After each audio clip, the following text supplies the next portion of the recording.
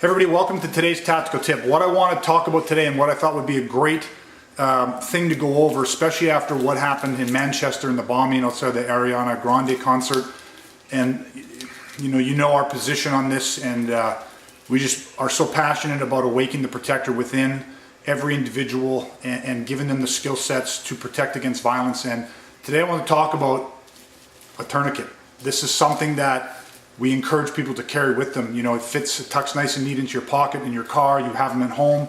If you have 4 or 5 people in your house, family members, then you should have 4 or 5 of these, because this is something that can absolutely save a life after, a lot of different incidents, including an act of terror like we witnessed in Manchester. So I'm gonna have Keegan, who is one of our members, and he is ex-military as well as a paramedic.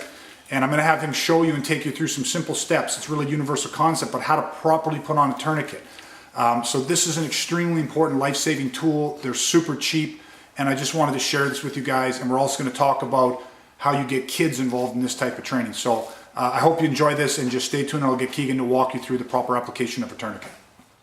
Okay, so we're going to be applying a tourniquet here to Brad's right arm. We'll assume he's got a serious bleed. First thing you want to do is control the bleeding, obviously with direct pressure. Best way to do that, because you're going to need your hands free. Use an extra limb. I like my knee. Right in there. So how much pressure are you actually putting down on that wound right now? You have to use a substantial amount. Okay, so you got a lot of your body weight down on his arm? Yeah, it's probably good 30%. Okay, and that is that directly on the wound or above the wound? You want to be above the wound if you can. If you have to be on the wound, so be it. Okay. Tourniquet here. You always want to go high. So tourniquet wraps high above the wound.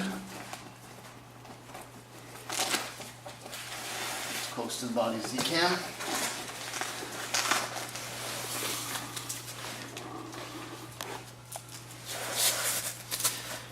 A mistake that occurs often here is people don't go tight enough. So you really want to cinch that down as tight as you can. So now you're just cinching the tourniquet, right? Before you even crank on it or anything, you're just cinching it in nice and tight. Cinch it in nice and tight. All right, take our windlass. Crank this essentially until we can't get any more out of it. You start cranking it till you get nothing else out of it. You can see that it's not very comfortable for Brad.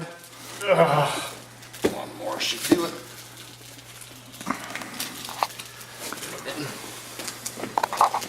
Make sure that stays on. And across the top. So now he's got it locked in. I can't fit anything underneath there. So you're checking to make sure no fingers can get in behind there, anything like that? Absolutely. It's above the wound, no fingers get on, and you cranked it super tight. Is there a risk of going too tight?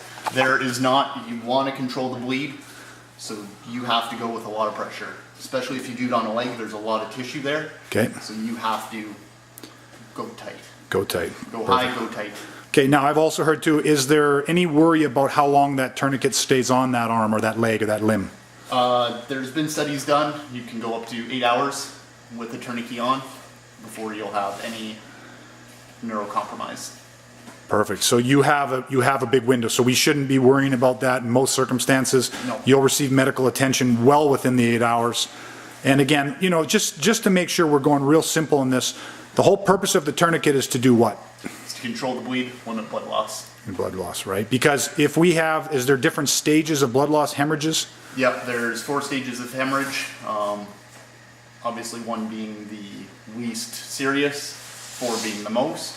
Once you get to 4, you've lost about 20% of your circulating volume, and that's very detrimental to perfusion of organs.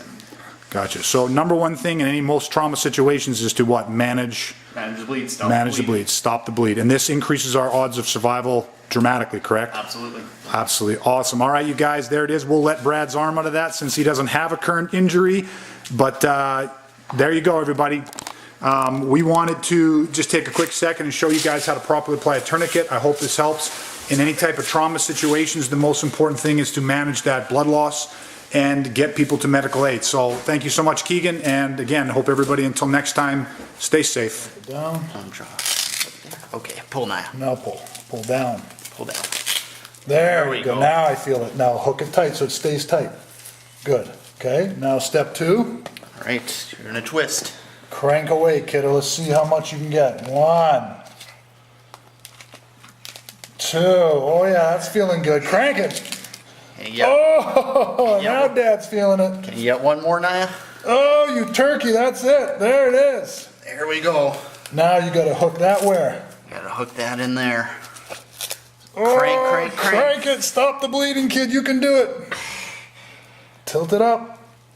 See if, there you go. Now see There if you can you hook that end in You're here. so close, Naya, so close. Gotta get it across this. Lift that end up. That's it. Yes. Yes. Oh. Keep going. Practice. That's the hard part. Yeah, you can do it. There you go. Brilliant.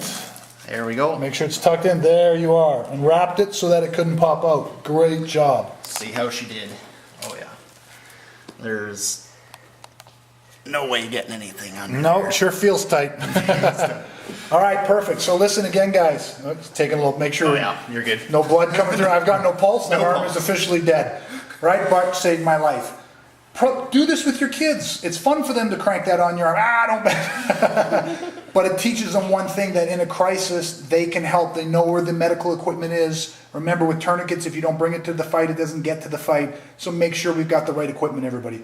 All right, that's it, everybody. Until next time, as always, thank you, Keegan. Thank you, Naya. And everybody, stay safe.